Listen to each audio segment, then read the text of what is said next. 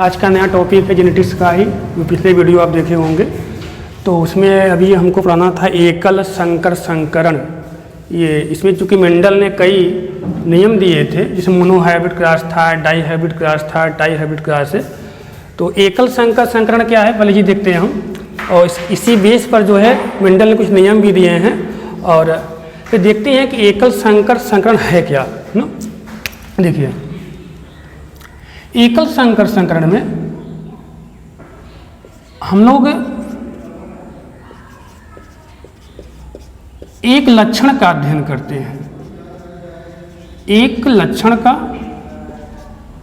अध्ययन करते हैं, या ऐसे भी कह सकते हैं कि एक जोड़ी विपर्यासी, एक जोड़ी विपर्यासी जीन के विशेषकों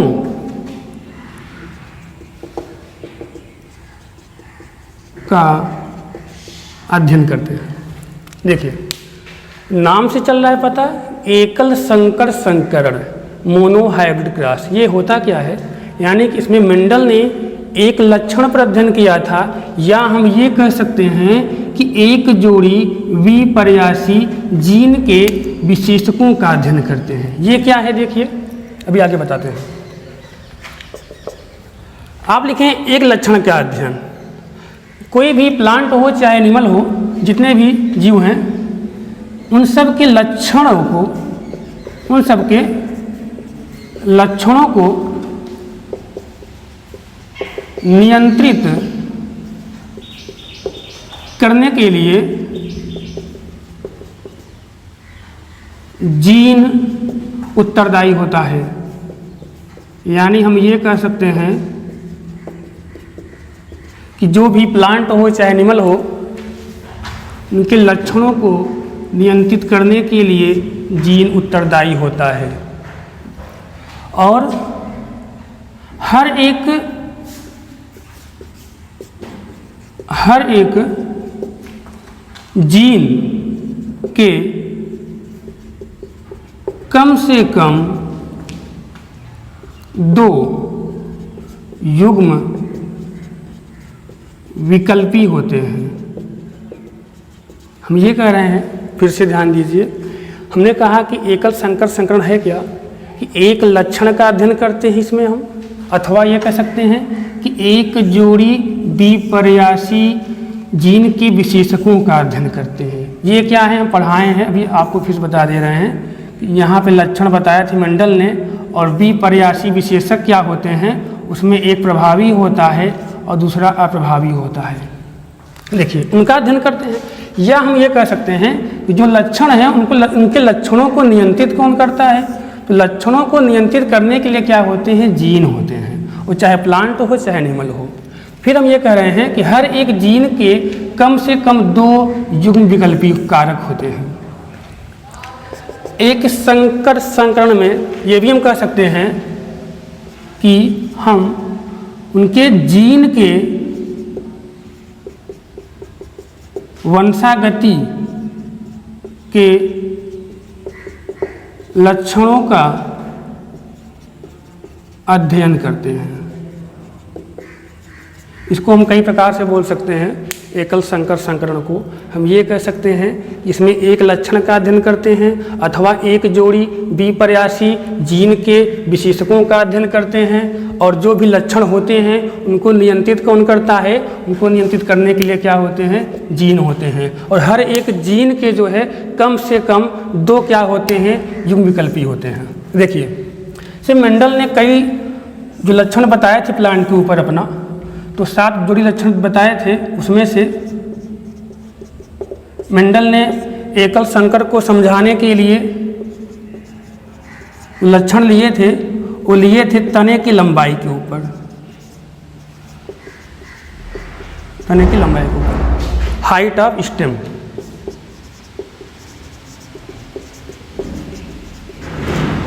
उसमें जो विपर्यासी विशेषक था, अभी जो हम आपको बताएं, विपर्यासी विशेषक एक प्रभावी होता है, एक क्या होता है, अप्रभावी। प्रभावी को हम लोग लिखते हैं कैपिटल से और इसको लिखते हैं स्मॉल से। तो तने की लंबाई में प्रभावी क्या बताए थे, जो लंबा दिखाई दिया था उसे बताए थे कि प्रभावी होगा, और जो बौना दिखा था उसे बताए थे क्या होगा, अप्रभावी होगा। तो मेंडल देखिए पहले एक बार फिर से हम देखते हैं इसको, बहुत भागना नहीं हमको। एकल संकर संकरण यूपी बोर्ड में हर बार ये परीक्षा में आता है, बहुत ही इंपॉर्टेंट है टॉपिक। उसमें होता है क्या है, एक लक्षण का अध्ययन किया जाता है, या हम ये कह सकते हैं कि एक जोड़ी विपर्यासी जीन के विशेषकों का अध्ययन करते हैं, या हम ऐसे कह सकते हैं कि जो भी लक्षण होते हैं उनको नियंत्रित करने के लिए क्या होते हैं, जीन होते हैं। फिर हम ये कह सकते हैं कि हर एक जीन के कम से कम कितने जो है युग्मविकल्पी होते हैं, तो कम से कम होते हैं 2 युग्मविकल्पी होते हैं। और जो लक्षण लिए थे मेंडल ने इसको समझाने के लिए, वो लिए तने की लंबाई पे लिया था, और तने की लंबाई में देखा था जो लंबा दिखाई दिया था वो प्रभावी था, और जो बौना दिखाई दिया था क्या था, प्रभावी। अब इसको समझने के लिए थोड़ा हम ग्राफ बनाते हैं।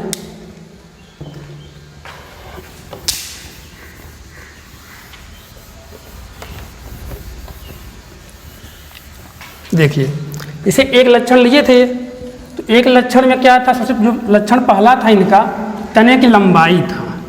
तो तने की लंबाई था तो सबसे पहले हम लोग जनक से शुरू करते हैं। भाई जनक कोशिका से स्टार्ट होता है, जो P1 पीढ़ी होता है इनका, पेरेंट्स से कहते हैं। तने की लंबाई लिए थे, यानी कि शुद्ध लंबा और शुद्ध बौना, इसको लिखते हैं हम लोग टॉल लिखते हैं, इसको लिखते हैं ड्वार्फ। ये है आपका शुद्ध बौना और ये है शुद्ध लंबा। देखिए इन दोनों के मध्य क्या कराए, क्रॉस करवाए। इसका युग्मक बनेगा, गैमेट बनेगा कैपिटल टी, इसका जो गैमेट बनेगा वो बनेगा स्मॉल टी।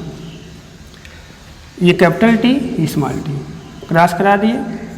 F1 पीढ़ी मिला, F1 पीढ़ी, इसे हम लोग बोलते हैं फिलियल जनरेशन, अंग्रेजी में बोलते हैं। तो F1 पीढ़ी में जो हमको मिला ये संकर प्लांट मिला। कैसा प्लांट मिला, संकर पौधा मिले। और जो संकर पौधा मिला सारे के सारे पौधे इसमें लंबे दिखाई दिए। आप यहाँ लिखा है कैपिटल टी और स्मॉल टी।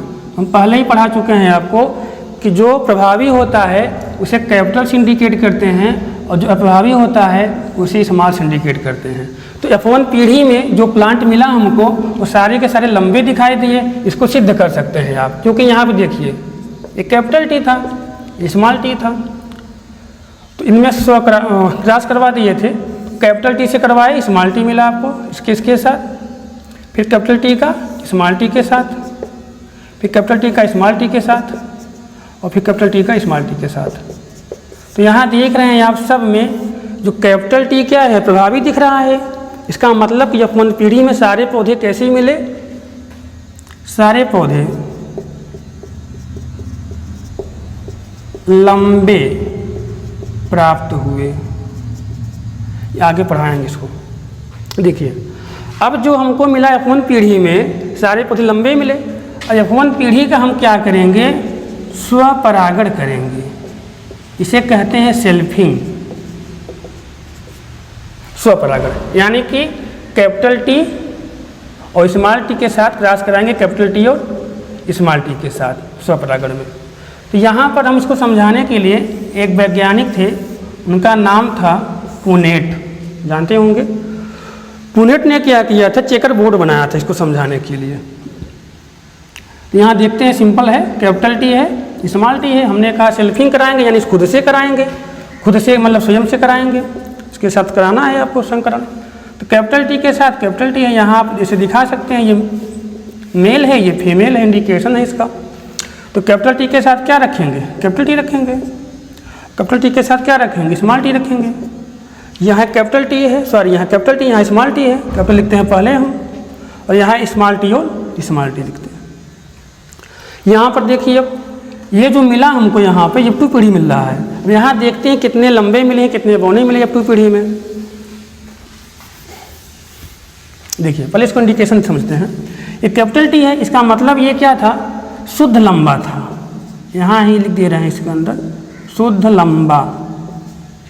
और ये क्या मिलेगा, संकर मिलेगा। लेकिन संकर तो है, लंबा है कि बौना है, संकर क्या है, लंबा है ये। और यहाँ भी क्या है, संकर लंबा है। बहुत सिंपल है, बहुत दिमाग नहीं लगाना है आपको, केवल ध्यान देना है बस। और ये है क्या आपका शुद्ध बौना है, यहाँ से आप देख सकते हैं शुद्ध बौना है। देखिए हमने कहा कि F1 पीढ़ी का क्या कराए हैं, स्वपरागण करा दिए हैं। तो जो मिलेगा उसे कहते हैं F2 पीढ़ी कहते हैं। F2 पीढ़ी में क्या मिला हमको, जो लक्षण दिखाई दे रहा है उसे हम लोग कहते हैं फिनोटाइप।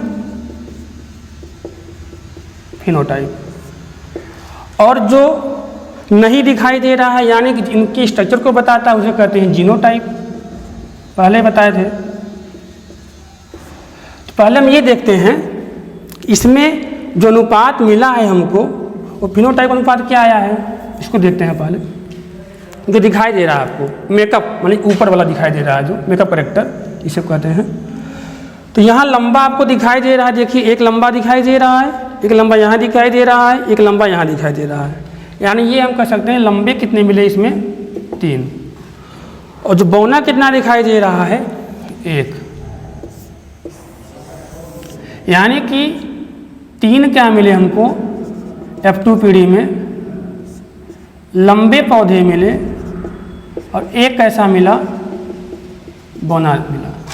ये कौन सा लक्षण था, ये था आपका लक्षण प्रारूप इसे कहते हैं, और इंग्लिश में कहते हैं फिनोटाइप कहते हैं।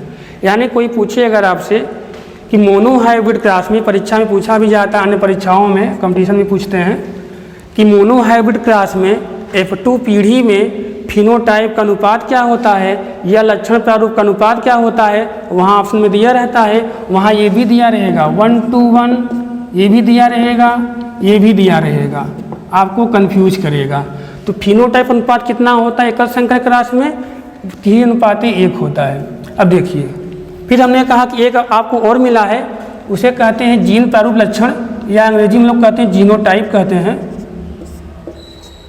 जीन प्रारूप लक्षण।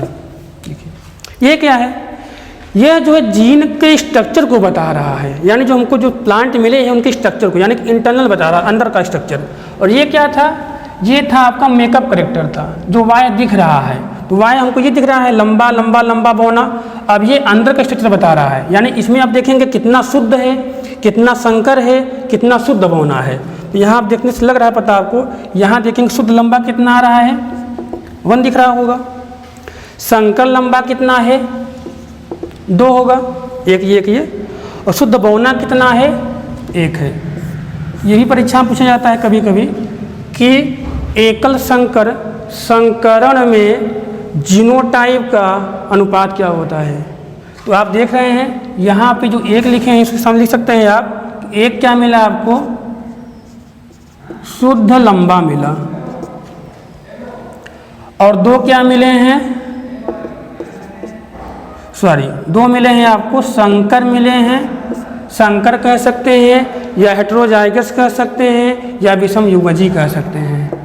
और 1 क्या मिला है आपको, 1 मिला है आपको शुद्ध बौना मिला है।